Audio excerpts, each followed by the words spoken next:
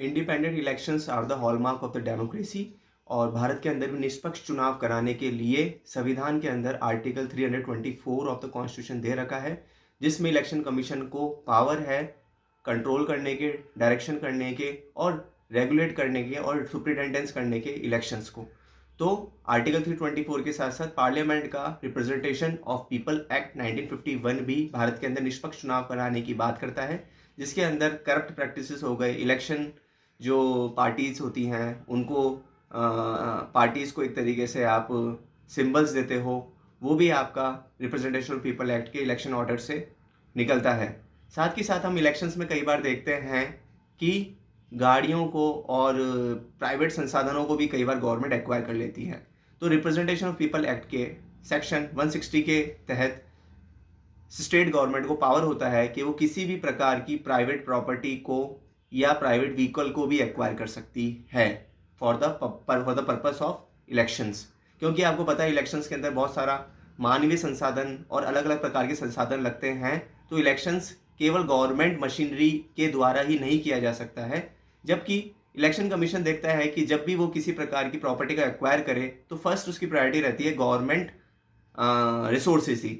तो वो government properties को एक्वायर करती है, गवर्नमेंट कार्ड्स को प्रोवाइड करती है। अगर गवर्नमेंट कार्ड्स और गवर्नमेंट प्रॉपर्टीज़ पूरी तरीके से काफ़ी नहीं है इलेक्शंस को कराने के लिए, तो प्राइवेट प्रॉपर्टीज़ पे जाती हैं। तो व्हीकल्स को देखेंगे तो कॉमर्शियल व्हीकल्स एक्वायर कर लिए जाते हैं गवर्नमेंट के द्वारा इलेक्शंस के टाइम पे। अगर गवर्नमेंट व्हीकल्स और कॉमर्शियल व्हीकल्स भी पूरे नहीं होते हैं तो तीसरा जो आता है स्थान वो आता है प्राइवेट व्हीकल्स का, जिसको गवर्नमेंट एक्वायर कर सकती है at the time of elections. दूसरा हम देखेंगे तड़ीपार।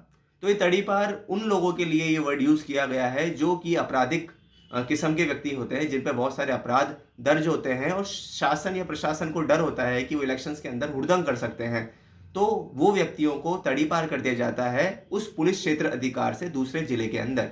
जैसा कि अभी हमने देखा जयपुर नॉर्थ के कुछ क्रिमिनल एलिमेंट्स थे जिनको जयपुर नॉर्थ डीसीपी ने कोटा, बूंदी, अलवर और ऐसे अलग अलग जिलों के अंदर तड़ीपार कर दिया गया है।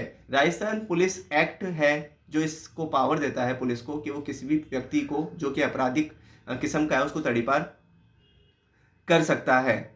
तो ऐसे लोगों को इलेक्शंस के अंदर ज़्यादा एक तरीके से क्रिमिनल एलिमेंट वो एक्टिव ना हो पाए, इसलिए तड़ीपार को यूज़ करा जाता है।